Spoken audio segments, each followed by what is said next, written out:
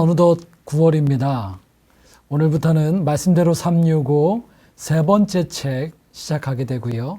다니엘서부터 함께 시작하도록 하겠습니다.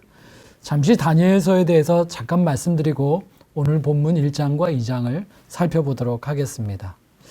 여러분, 다니엘은 유대 왕국의 바빌론에게 무너지던 그 즈음 1차 포로로 잡혀갔던 사람입니다. 주전 605년경에 바벨론 포로로 잡혀가고요. 그 이후 그가 죽게 되는 날까지 그의 인생을 관통하면서 주어졌던 하나님의 말씀이 바로 다니엘서입니다.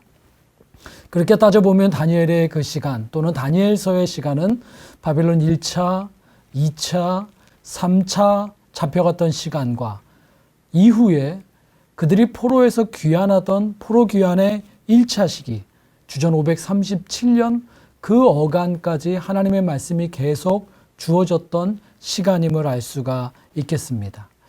그 다니엘서의 마지막 묵시의 말씀이 히데겔 강가의 그 묵시가 등장하게 되는데 그게 주전 536년입니다. 그 말씀, 그 묵시까지 포함하고 있지요. 다니엘은 주전 530년경 마지막 묵시부터 한 6년 정도 지난 시간, 그의 나이 90세 때쯤에 죽은 것으로 저희에게 알려져 있습니다. 결국 그의 인생의 전체의 시간, 말씀이 주어진 시간은 한 70년 정도 되고요. 그의 90인생 동안에 하나님이 그를 포로기를 살아가게 하시면서 그 포로기의 신앙인의 삶을 살게 하셨던 그 삶에 주셨던 말씀이라고 할 수 있겠습니다. 우리가 앞서 읽었던 예레미야서나 에스겔서에서는 포로로 잡혀가게 되는 이야기뿐만 아니라 실은 포로에서 귀환할 것이라고 하는 하나님의 비전도 계속해서 말씀해 주고 계셨죠. 하지만 이제 다니엘서를 읽다 보시면 다니엘서는 포로 귀환보다는 포로기 그 자체에 오롯이 집중되어 있는 것을 알 수가 있습니다. 어떻게 신앙인은 포로기와 같은 시간을 살아가게 될 것인가? 물론 9장에서도 다니엘이 포로 귀환을 위해서 기도하는 측면이 있지만 전반적인 내용은 포로기 시대를 살아가는 신앙인의 이야기입니다. 그 말은 너무 성급하게 포로 귀환이라고 하는 그 비전을 향해서 나아가기보다는 포로기라고 하는 하나님이 만들어 가시는 전환의 시대를 어떻게 신앙인은 살아가야 되는 것인가 라고 하는 것을 다니엘이 진지하게 묵직하게 우리에게 말씀해 주고 있다 볼 수가 있습니다. 그 하나님 안에서 보내는 포로기의 시간이 있어야 진정한 포로 귀환이라는 회복의 시간이 다가올 수 있기 때문이겠죠. 어쩌면 코로나19를 살아가는 답 없는 이 시대에도 모든 것이 멈추어 버린 무너진 이 시대에도 어쩌면 하나님의 의미가 있지 않겠습니까? 이 시간도 하나님의 신앙으로 걷는 법을 다니엘서를 통해서 배운다면 우리에게 하나님의 회복의 시간이 다가올 것입니다.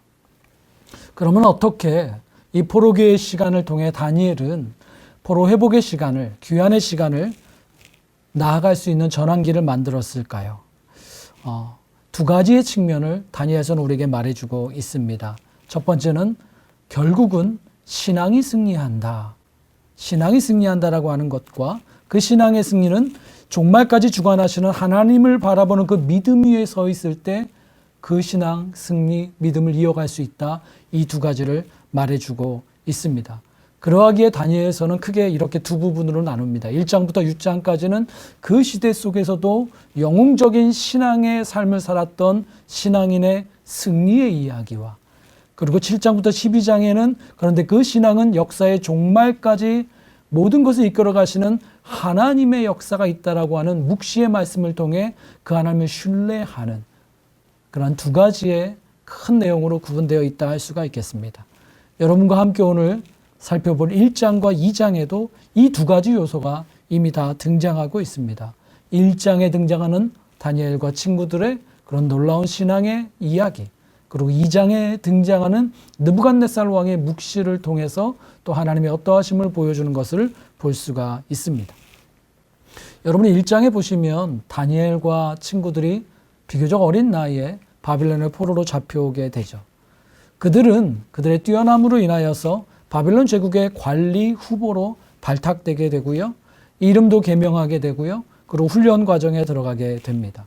그런데 특별한 점은 이 다니엘과 세 친구들은 자신들이 고국에서부터 갖고 있었던 여호와 하나님을 향한 신앙의 절개, 지조를 지키고자 당연히 훈련생이라면 제국의 음식, 즉 제국의 우상숭배 제단에 드려졌던 그 황실의 음식도 먹어야 되는 그 과정 속에서 그 음식을 거부하는 모습을 볼 수가 있습니다. 놀라운 모습이죠. 하나님은 그들을 지켜주십니다. 그 신앙의 지조를 지키는 그들을 지켜주셔서 1장 17절 말씀에 보면 이 4명의 소년에게 학문도 주시고 모든 서적을 깨닫게 하시고 지혜를 주셨다. 특별히 다니엘은 환상과 꿈을 깨달아 알게 하셨다라고 합니다. 이 신앙의 지조를 지켰을 때 하나님이 그들을 도우시고 특별한 능력을 주셨고요. 그리고 나중에 그러한 특별한 능력을 느부갓네살 왕이 발견했을 때 그들을 지혜가 더 뛰어나구나.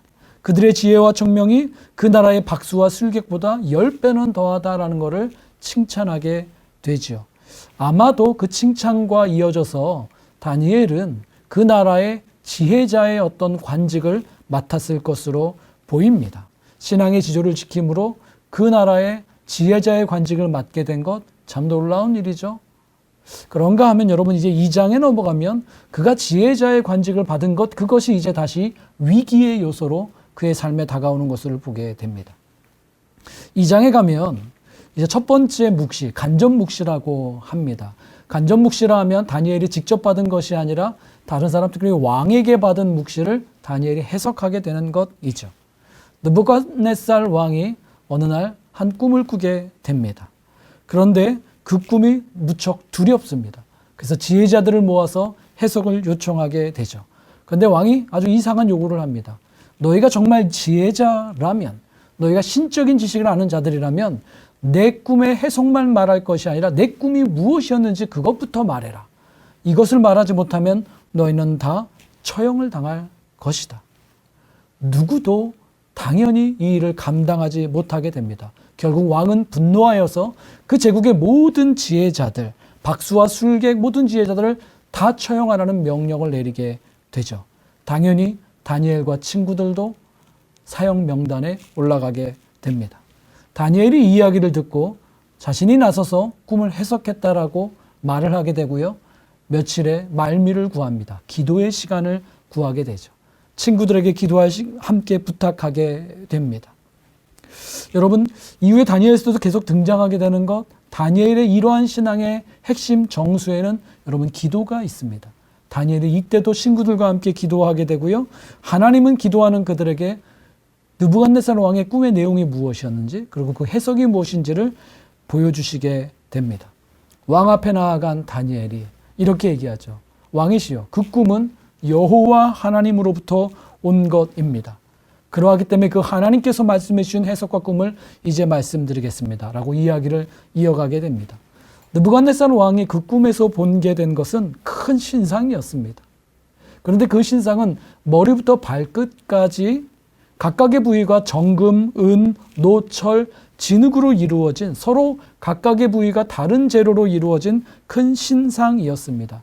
그리고 그 신상을 본 이후에 사람의 손으로 다듬지 않은 한 돌이 날아와서 신상을 무너뜨리는 그런 꿈이었죠. 그 해석은 이러했습니다. 실은 그 신상은 바벨론으로부터 시작되는 이후에 이 세상 역사에 일어나게 될 거대한 제국들의 역사를 그 큰 신상이 보여주고 있습니다. 각각의 부위는 그 이어져 올 나라들을 상징하는 것이었죠. 그런데 그 모든 제국, 이 세상의 역사가 다듬지 않은 돌, 아마도 예수 그리스도를 의미할 것입니다. 그 돌에 의해서 다 무너지게 되고요. 그리고 그 이후에 영원한 하나님의 나라가 세워질 것이라고 하는 것을 해석으로 다니엘이 말해주게 됩니다. 즉 오고 오는 모든 역사, 지금 대단한 바벨론부터 시작하여서 뿐만 아니라 오고 오는 모든 역사의 거대한 제국들도 다 하나님의 계획 안에 있으며 결국에는 하나님의 나라가 세워질 것을 말해주고 있습니다. 여러분, 다니엘은 이 해석을 통하여서 느부갓네살 왕에게 인정을 받게 되고요. 바벨론의 모든 지혜자를 다스리는 총리의 위치에 오르게 되고 다니엘의 세 친구들도 지방 관직으로 발령받게 됩니다. 모든 것이 무너진 시대, 답이 없는 시대. 하지만 여전히 하나님을 향한 신앙을 지키고 살았던 기도하던 다니엘과 친구들, 하나님께서 그들의 신앙의 승리를 가져다 주셨고요. 그렇게 그들의 삶이 열려져 갔다라고 하는 것, 그것을 배우시면서 여러분 함께 다니엘의 신앙을 깊이 묵상하시는 하루가 되시기를 바랍니다.